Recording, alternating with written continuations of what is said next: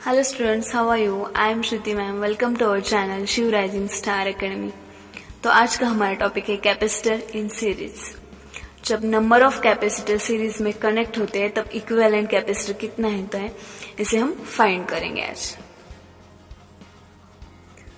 देखिए हमारे पास ये दो कैपेसिटर हैं और इस दो कैपेसिटर को जब हम ऐसे डायरेक्टली कनेक्ट करेंगे एक के बाद एक, तो इसे हम सीरीज में बोलते हैं। तो हम इसे बोलेंगे कि both capacitors are in a series combination.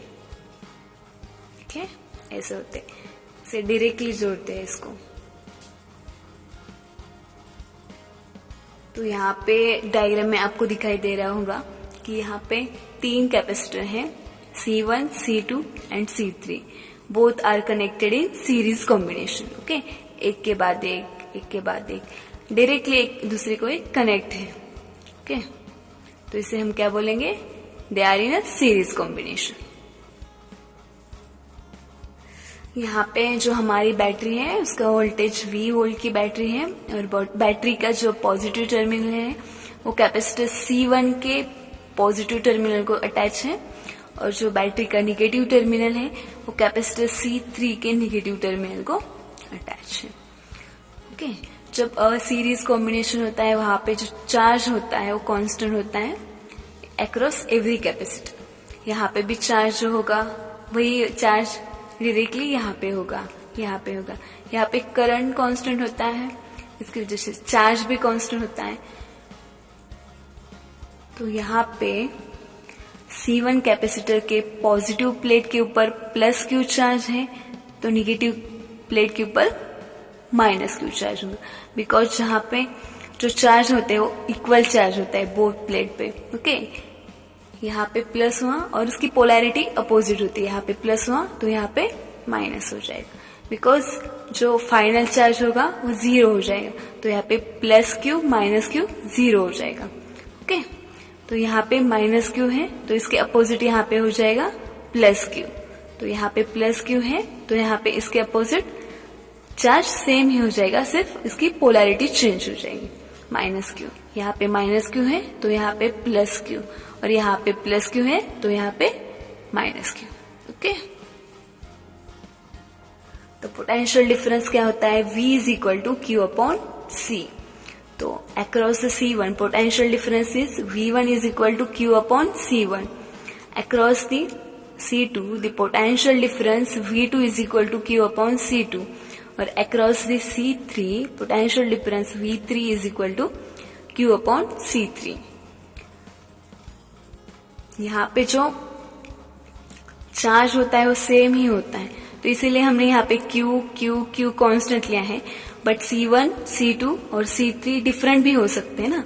देखिए यहाँ पे एक ऐसा कैपेसिटर हो सकता है, ओके, तो हम ऐसा यूज कर सकते हैं, तो इसका कैपेसिटेंस डिफरेंट हो जाएगा। तो जो पोटेंशियल डिफरेंस है वो भी डिफरेंट हो जाएगा। तो अब हम इसका इक्विवेलेंट कैपेसिटेंस फाइंड करेंगे। तो पोटेंशियल डिफरेंस C1 के अक्रॉस का Q अपॉन C1, C2 के अक्रॉस का Q अपॉन C2 और C3 के अक्रॉस का Q upon C3। That is the total capacitance of the whole circuit to be CS. That is CS means capacitance of series combination. That is CS. V is equal to Q upon CS. Okay. जितना voltage आपका battery का है उतना ही voltage एक तीनों capacitance का होगा। That is यहाँ पे सपोज बैटरी का वोल्टेज V है और जो कैपेसिटर सपोज यहाँ पे V मीन्स 10 वोल्ट, यहाँ पे जो बैटरी का वोल्टेज है वो 10 वोल्ट है। तो यहाँ पे C1 सपोज 5 हो सकता है, C2 2 हो सकता है और C3 3 हो सकता है। दैट इज जो इन तीनों की जो एडिशन हो जाएगी वोल्टेज की, उतना ही वोल्टेज हमारा बैटरी का है। तो हमने जितना वोल्टेज उसको प्रोवाइड किया उतना ही वोल्टेज तीनों कैपेसिटेंस का होगा। That is the total voltage कितना हो सकता है और टोटल पोटेंशियल डिफरेंस कितना हो सकता है? V is equal to V1 voltage और potential difference across the C1 plus potential difference across the C2 plus potential difference across the C3, that is V is equal to V1 plus V2 plus V3. और हमें पता है इसकी value क्या है, V1 is equal to Q upon C1, तो हमने यहाँ पे पुट कर दी, V2 is equal to Q upon C2, तो हमने यहाँ पे पुट कर दी, और V3 is equal to Q upon C3, that is Q upon CS is equal to Q upon C1 plus Q upon C2 plus Q upon C3. यहाँ पे हम Q को कॉमन लेते हैं, Q upon CS is equal to Q into in bracket 1 upon C1 plus 1 upon C2 plus 1 upon C3, bracket complete. तो यहाँ पे Q है, यहाँ पे Q है, दोनों साइड को Q है, इसीलिए हम इसको कैंसिल करते हैं. That is 1 upon CS is equal to 1 upon C1 plus 1 upon C2 plus 1 upon C3, that is the equivalent capacitance. और total capacitance of the whole circuit is 1 upon CS is equal to 1 upon C1 plus 1 upon C2 plus 1 upon C3. Okay, जब हमारे पास n number of capacitor होते हैं तो इसको हम एक से एक्सटेंड करते हैं. 1 upon CS is equal to 1 upon C1 plus 1 upon C2 plus 1 upon C3 dash dash dash up to 1 upon Cn. Okay, और इसको हम ऐसे भी लिख सकते हैं in the form of summation, that is 1 upon CS is equal to summation over I from 1 to n, that is I कहाँ से स्टार्ट हुआ, 1 से, और कितने नंबर है अप टू n तक, that is I start from 1 to n 1 upon Ci. Okay, और जब हमारे पास दो ही कैपेसिटर होते हैं सीरीज में तो हम इसको ऐसे लिख सकते हैं 1 upon CS is equal to 1 upon C1 plus 1 upon C2. जब हम इसको क्रॉस मल्टीप्लाई करते हैं तो दैट इज इक्विवेलेंट कैपेसिटेंस कितना आता है, CS is equal to C1 into C2 upon CS plus C2, that is यहाँ पे मल्टीप्लीकेशन अपॉन एडिशन होती है. जब पर सिर्फ दो ही कैपेसिटर होते तब हमें फॉर्मूला यूज कर सकते हैं, अदरवाइज आपको ये फॉर्मूला यूज करना पड़ेगा. और जब कैपेसिटर्स की जो वैल्यू होती है वो सेम वैल्यू के इक्वल कैपेसिटर्स होते हैं तब हम इसको ऐसे भी लिख सकते हैं 1 upon C equivalent is equal to n upon C, और इसका रेसिप्रोकल लिया तो कैसे हो जाएगा, C equivalent is equal to C upon n, that is उसकी जो कैपेसिटर की वो जो वैल्यू है कितनी माइक्रोफेरेड, नैनोफेरेड, वो कुछ भी अपॉन जितने नंबर ऑफ आपके पास कैपेसिटर है उसकी वैल्यू यहाँ पे. तो बहुत इजी है ऐसा फाइंड करना. ओके,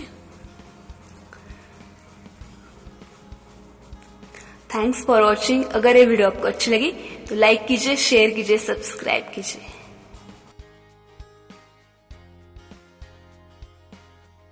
हम कैपेसिटर इन पैरेलल कॉम्बिनेशन देखेंगे. तो हमारे पास तीन कैपेसिटर हैं C1, C2, C3, और इन तीनों को हमने पैरेलल कॉम्बिनेशन में ज्वाइन किया हुआ है. और यहाँ पे हमारा सोर्स है और बैटरी है, और इस बैटरी का जो पॉजिटिव टर्मिनल है वो जो कैपेसिटर के पॉजिटिव प्लेट है उसको अटैच है, और इसका जो निगेटिव टर्मिनल है जो कैपेसिटर के निगेटिव प्लेट्स हैं उसको अटैच है.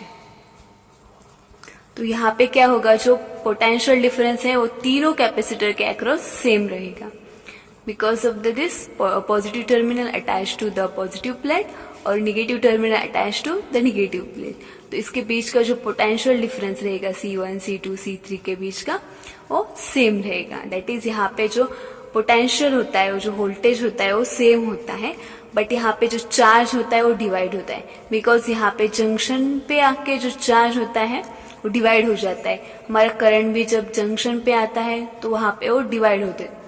तो इसी तरह जो चार्ज होता है वो भी जो जब जंक्शन पे आता है तब वो डिवाइड होता है.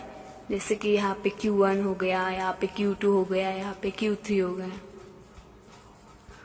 और Q1, Q2, Q3 की वैल्यू डिपेंड करेगी जो कैपेसिटर है उसकी कैपेसिटेंस के ऊपर. तो C1 हमने अलग यूज किया, C2 हमने अलग यूज किया, C3 हमने अलग कैपेसिटर यूज किया. तो जो इसके अकॉर्डिंग Q1, Q2, Q3 की वैल्यू हो जाएगी.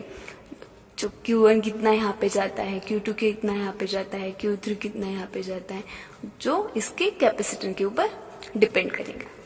ओके, और जो टोटल चार्ज हो जाएगा Q क्या होता है, Q1 plus Q2 plus Q3. Okay, जो यहाँ पे आ जाएगा वो Q charge Q1 plus Q2 plus Q3. That is our equation number 1. और जो कैपेसिटेंस होता है C इज इक्वल टू क्या होता है, Q अपॉन V होता है. दैट इज Q क्या होता है, C इंटू V हो जाएगा. Q is equal to C into V. That is Q is equal to Q1 plus Q2 plus Q3. और Cp हमारा यहाँ पे क्या है, Cp is the equivalent capacitance of the parallel combination. जो parallel combination होगा, इस पैरेलल कॉम्बिनेशन का इक्विवेलेंट कैपेसिटेंस कितना होगा, वो Cp हो जाएगा. That is Q, that is Cp into V. That is Q is equal to क्या है यहाँ पे, Cv. और Q is equal to Q1 plus Q2 plus Q3. That is यहाँ पे इक्विवेलेंट चार्ज है ना Q, तो equivalent capacitance CpV is equal to C1V. Okay, Q1 के अक्रॉस का जो पोटेंशियल होगा और जो कैपेसिटेंस होगा C1V plus C2V plus C3V. Okay, और यहाँ पे जो V है वो कॉमन है, तो हम V को कॉमन लेते हैं. CpV is equal to V into C1 plus C2 plus C3. और जो कॉमन है बोथ साइड को, इसकी वजह से हम इसको कैंसिल करते हैं. That is Cp is equal to C1 plus C2 plus C3. That is our equivalent capacitance in parallel combination. और जब हमारे पास n नंबर ऑफ कैपेसिटर होते हैं तब वो क्या होता है, Cp is equal to, formula extend कब तक होता है, n तक होता है. That is Cp is equal to C1 plus C2 plus dash dash dash up to Cn. Okay, for n number of capacitor. Okay, directly इसकी addition करनी पड़ती है हमें.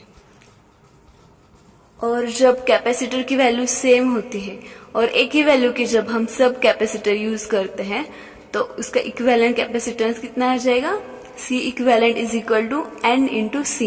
That is, N is the number of capacitor we use and the C is the value of this capacitor. That is, C equivalent is equal to N into C. Thanks for watching. अगर ये video आपको अच्छी लगी तो like कीजिए, share कीजिए, subscribe कीजिए.